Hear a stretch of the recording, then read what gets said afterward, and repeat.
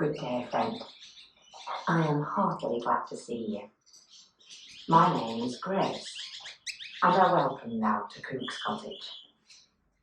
From husband's carving above the front door, thou may see we dwelt here since the year of 1755. The very same year, our second child, James, took his leave for the Royal Navy.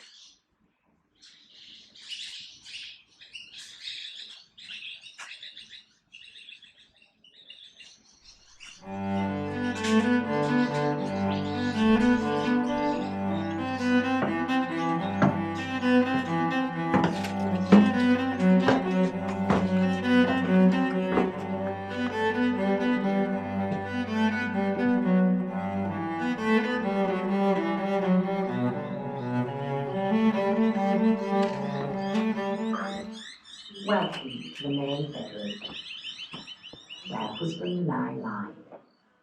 Before rest, child places fine brass warming pans in our beds, for the purpose to not suffer a chill night, and rise refreshed on the morrow.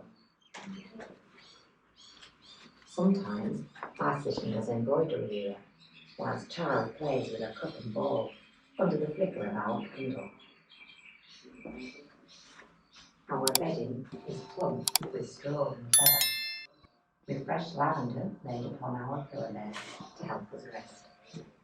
Each night, husband tightens the bow on the bedropes, a most helpful thing, so we may sleep snug and safe. It is now the hour of rest, time for family to say a prayer for the safe return of our James, wherever he may be tonight.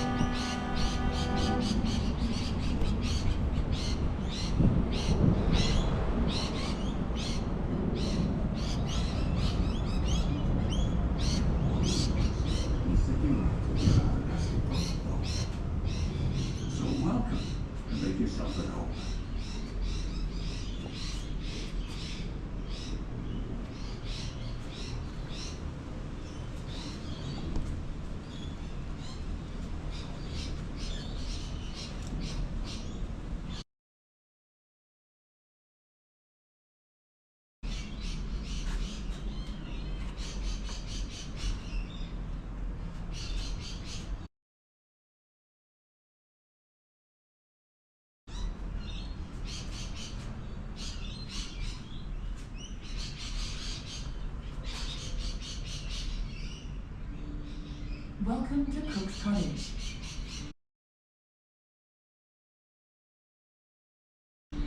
The building you are standing in was built in the 18th century in Yorkshire, England. You might recognise the name Cook, but the person you might be thinking of, Captain James Cook, navigator and explorer, never actually lived here.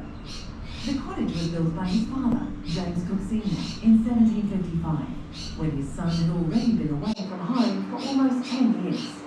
But this association was still enough for Melbourne businessman Russell Grimwade to transport it from England to Melbourne in 1933, in an effort to assert Cook's Australian connections.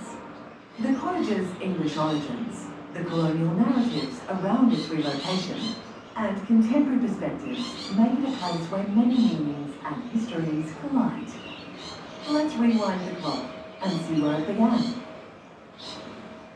The 1700s in England was a time of transformation. Industrialisation moved people off rural lands and brought them together in new urban centres.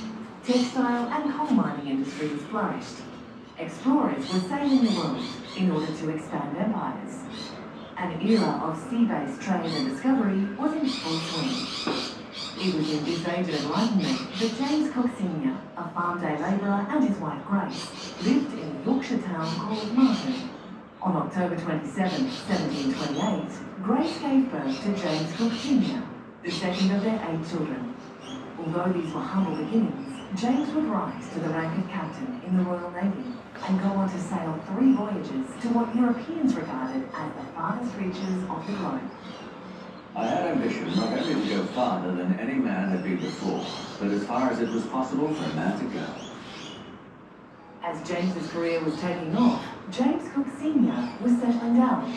He retired and acquired a small plot of land in Great Ayton. Here, he built this small 2-storey brick cottage. The cottage you've seen today has changed a lot since Cook Sr.'s day. A second adjoining cottage once existed at the end of what is now the hallway passage. But this part of the building was removed in the 1920s in order to widen the adjacent road. Sash windows have also been added and removed over time.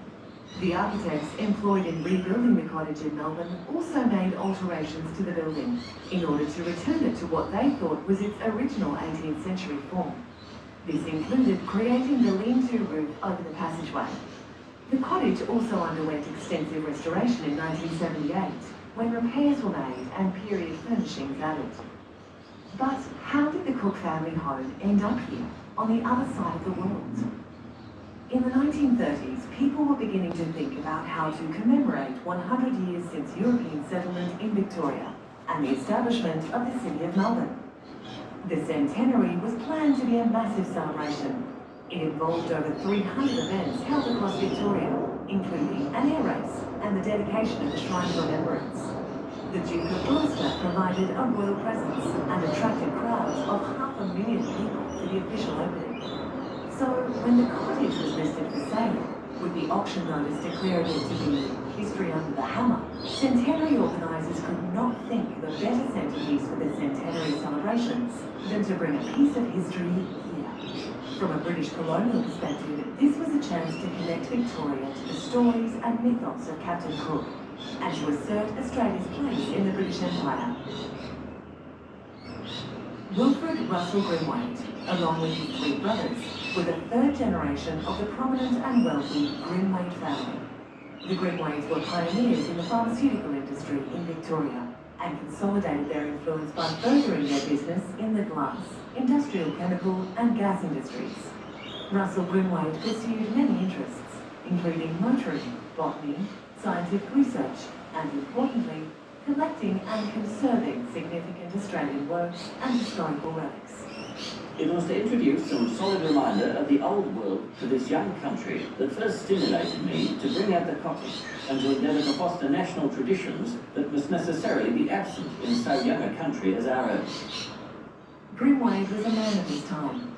For him, Australia was young, but only in the dominant colonial context of the day. The purchase and relocation of Cooks Cottage is symbolic of an attempt to create a particular imagining of history, where Australia was discovered, when actually Aboriginal and Torres Strait Islanders have been here for over 60,000 years, and have traditions that continue to evolve from a time well before Europeans arrived. Grimwade purchased the cottage for £800, a sum that far exceeded the highest local offer of £300. Perhaps the generosity of Grimwade's offer helped convince the cottage's owners to change their conditions for the sale. It was originally insisted that the cottage was not to leave England, but this was changed to say the cottage should not be taken out of the Empire. This allowed the sale to Victoria to go ahead, and the move could begin. Here at Great Ayton, near Middlesbrough, workmen are dismantling Captain Cook's cottage, stone by stone.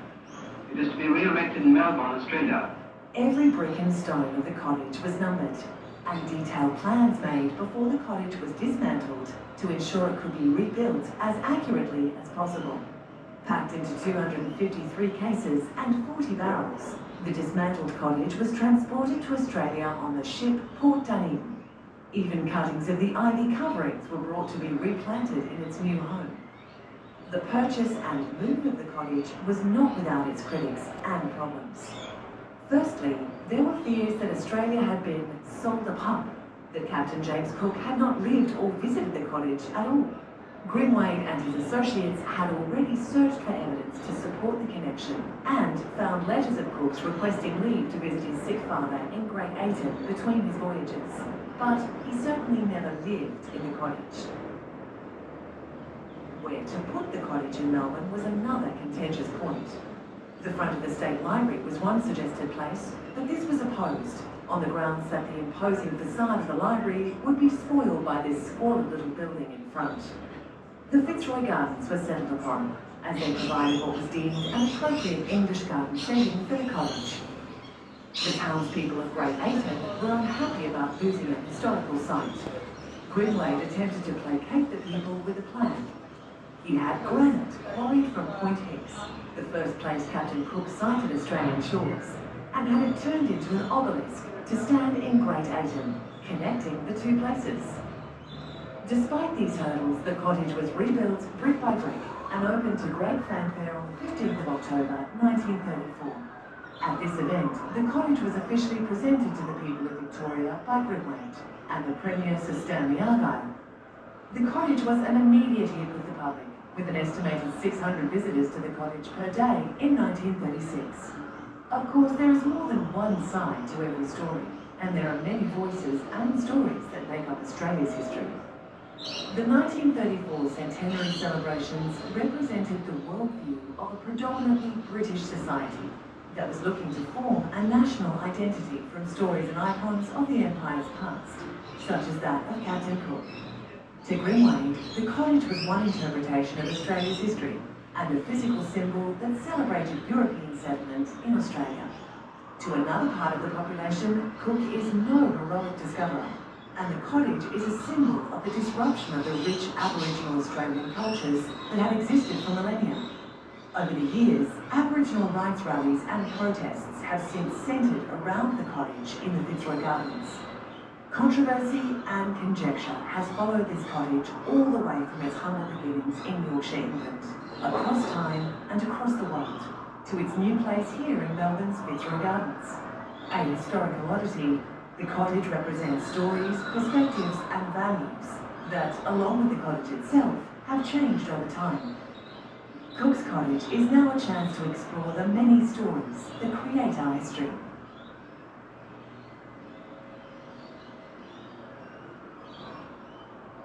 Let's turn to the family who gives their name to this cottage, the Cooks. For this story, our family tree begins with James Cook Sr., a farm labourer and son of a Scotsman who married Grace Pace of Thornaby, North Yorkshire in 1725. Their marriage saw the birth of 8 children: John, James, Christiana, Mary, Jane, Mary, Margaret and William. 4 of their children did not survive infancy, which was common for this time. James, the second eldest, would rise from these humble beginnings to become one of Britain's most accomplished navigators. The young James attended school at Great Ayton, sponsored by the local lord of the manor, Sir Thomas Scotto. He also employed James's father.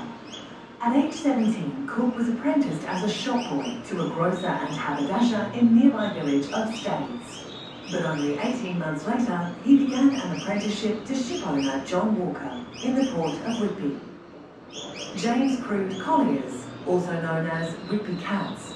These were ships built for hauling coal up and down the coast between Newcastle and London. All through his apprenticeship, James continued his studies of navigation and mathematics. At the end of his apprenticeship, James was offered the enviable post of ship's master on a merchant ship. But instead, James had a mind to try his fortune in the Royal Navy. It's been suggested that James's old patron, Lord Scotto, purchased the land where the cottage was built for the Cooks. A kind of enticement for James to volunteer for the Navy, in a time when many young men were being press-ganged into service. This was in 1755, the same year the cottage was built. The family tree grows when James Cook marries Elizabeth Batts on the 21st of December 1762. Elizabeth was 21 at the time, 13 years younger than her new husband. When not sick, James lived with Elizabeth in the East End of London at 88 Mile End Road. This home has since been demolished. As Cook was often at sea, of the 16 years they were married, the couple spent only 4 years in total together. James and Elizabeth had 6 children, 5 boys: James, Nathaniel, Joseph, George, Hugh, and a daughter, Elizabeth. Only James, Hugh, and Nathaniel survived into adulthood, but they too died before Elizabeth. Both Nathaniel and James were lost at sea, and Hugh died of scarlet fever while a student at Cambridge. With her husband at sea, Elizabeth faced these losses alone. Elizabeth lived another 56 years after her husband's death, and 41 years after her last child died. Before her death on the 13th of May 1835, at the age of 93, Elizabeth destroyed all her private papers and correspondence with her husband, creating mystery around this woman and the private life she shared with Captain Cook. There are no direct descendants of Captain James Cook, all of his 6 children having died without children of their own.